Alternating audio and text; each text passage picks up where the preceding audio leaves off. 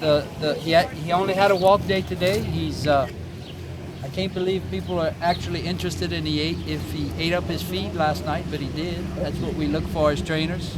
Full of life and vigor when we walked this morning. I'm sure a lot of that had to do with this crazy winter or crazy weather. I think Mother Nature forgot to tell New York it's summertime. Weird. So he just walked today, and he's going to school in the paddock, I think, in the fifth or sixth race today. Okay. We're going to make a decision today on how he acts. If he's a little too feisty, we'll take him back again tomorrow. Keith, is he as good as you can get him right now? Yeah, that's a great question, or a great, how do you describe that? Regardless of what I think, it's obvious that you couldn't get him any better than he is now. He's very sound, he's very fresh, he seems very confident. I talk about his antics and his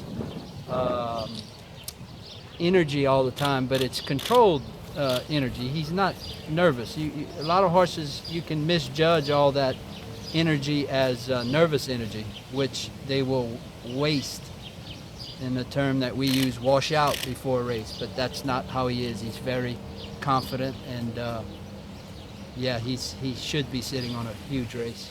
So yesterday you turned out to be way outside in this race. What did you think of your pole position? Well, just because it's a little shorter run into the turn here, it seems it would be a disadvantage to be on the outside. If I had a speed horse, I'd be worried. But Exaggerator breaks, drops a bit, and relaxes, so he should have plenty opportunity to drop in closer to the rail going into that first turn.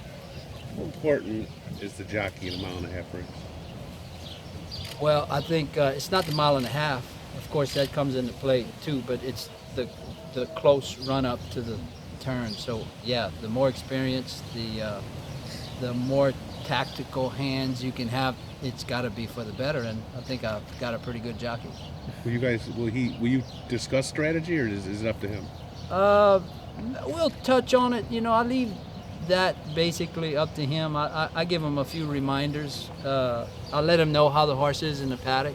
Like I might say, Kent, well, he's really fired up here in the paddock. You might want to warm him up a little more or get him as far away from the activity as you can. But the actual race, it's in Kent's hands. With Nyquist out of this race, who, if anyone, are you mostly concerned about? I'm ashamed to say that I didn't dig into the race yet. We've been very busy, and today is Thursday. I'll probably sit down and handicap it tonight, but I've always liked Brody's cause. I like his pedigree. He's bred top and bottom for the distance. I think that's what makes a Belmont horse, is that solid mile-and-a-half pedigree, and he has it. Offhand, I'm gonna show my lack of knowledge of the field at this point. I need to dig into it tonight, and I'll be able to elaborate a little more tomorrow. Keith, how's this whole 5-week experience in the 3 races been for you personally? Well, have you been able to enjoy it, or has it been... I'm a routine-oriented person, as with most racetrackers, and I don't deal with change too well. But so it's been a bit of a challenge, and of course being thrust into the spotlight I'm not accustomed to that. We had our Texas Reds and our Swipes and other good horses, but never with this obvious media pressure. So this is new, but I'll gladly change and take it, try to change, because this is what we've worked for. This is a triple crown.